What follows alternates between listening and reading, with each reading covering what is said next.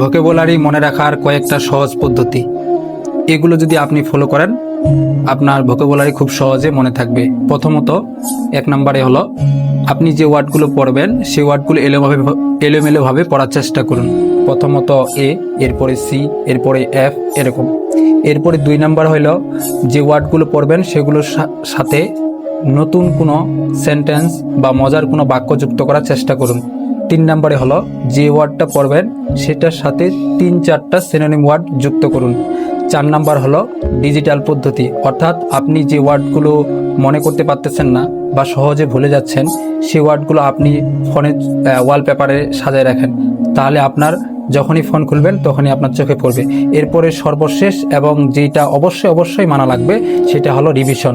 বারবার রিভিশন দেওয়া লাগবে। আপনি গতকাল কি ওয়ার্ড মিনিং পড়ছেন সেগুলো আজকে রিভিশন দিয়ে তারপরে নতুন পড়া শুরু করবেন।